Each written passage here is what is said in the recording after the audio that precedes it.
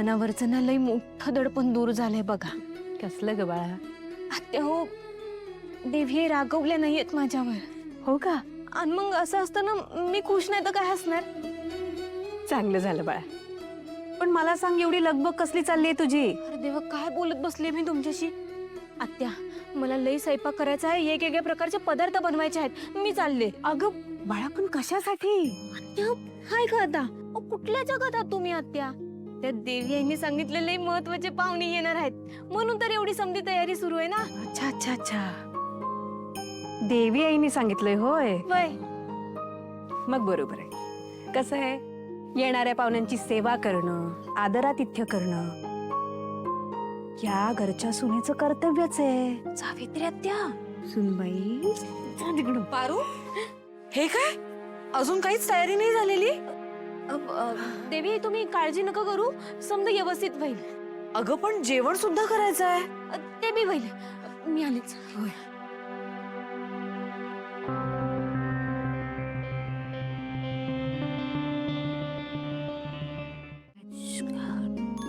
कसं करणार होतो आपण हे सगळं? पारू, सॉरी पारूताई, काल मला माझी हक्काची बहीण मिळाली, पण सॉरी काल मी तुला गिफ्ट नाही देऊ शकलो, म्हणून मी. असं काय बोलताय तुम्ही? हे बघा, माझ्या मनाला वाटलं म्हणून मी तुम्हाला राखी बांधली. मला ते गिफ्ट बिफ्ट काय बी नको आहे. नाही नाही, असं कसं? काल पहिल्यांदा मला कोणीतरी राखी बांधली, गिफ्ट तर मी देणार. अहो पण अरे वा, त्या हे घे. नाही नको. अगं घे. अगं घे पारू, ओवाळणी आहे, नाही नुसतं म्हणायचं. घे.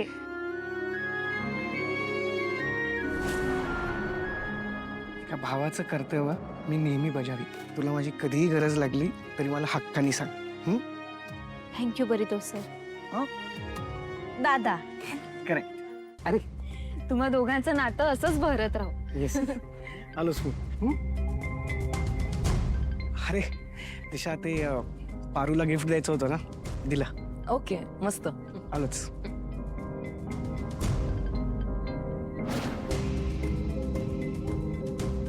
ए सर्वंट,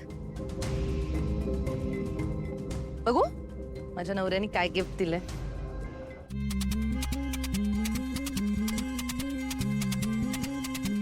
वा, हेच हेच तर म्हणत असते मी. याचसाठी तर तुला मोठ्या घरच्या लोकांशी रिलेशन जोडायचे असतात. माझ्या नवऱ्याला एक बेसिक धागा बांधून आज या बांगड्या उकळल्यास. असंच कोणाची तरी बहीण, कोणाची तरी मुलगी, कोणाची तरी सून, कोणाची तरी बायको बनून तू सगळ्यांकडून काही ना काही उकळत असतेस. बरं, एवढं सगळं उकळून तुझं पोट नाही भरत आहे. तुला ही संपूर्ण प्रॉपर्टी स्वतःच्या नावावर करून घ्यायची आहे, म्हणून त्या आदित्यला पण स्वतःच्या प्रेमाच्या जाळ्यात फसवलंस तू.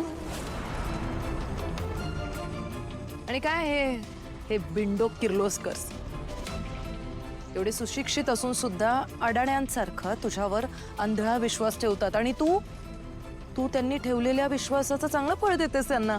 तसं काल दिलंस तुझ्या देवी आईला तोंडघशी पाडून. आय एम व्हेरी शुअर एक दिवस तू एक एक करत या घरातल्या सगळ्यांना तोंडावर आपटणार आहेस. आणि काय गे, उगाच तुला जमत नाही तर सतत सगळ्या गोष्टींमध्ये पुढे पुढे का करायचं असतं? हा, ए दिशा, तू काय बोलतेस? तुला कळतंय का ग?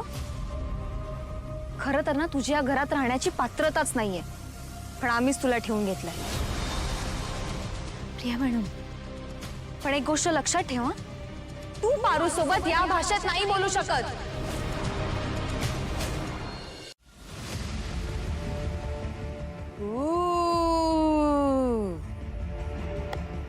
नाईस. किर्लोस्करांची मोठी सून. हे म्हणजे तू पण यांच्या प्लॅन मध्ये सामील आहेस तर. नाईस. अरे मी कसे विसरले? तुम्ही दोघी तर ऑलरेडी एक टीम आहात. येस, आधी तू या मोलकरणीच्या हेल्पने त्या प्रीतमला स्वतःच्या प्रेमाच्या जाळ्यात ओढलंस.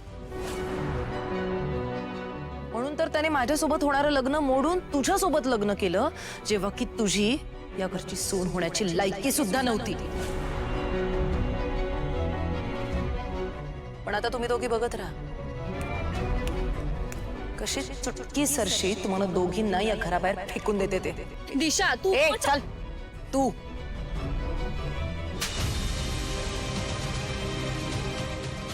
पारू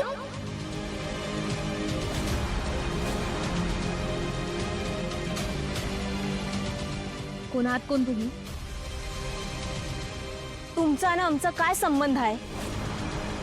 एक गोष्ट विसरू नका, तुम्ही या घरची सून नाही आहात. या घराशी तुमचा काही एक संबंध नाहीये. आणि किर्लोस्करांच्या सुनेसोबत असं वागायची तुमची हिंमतच कशी झाली? पारू,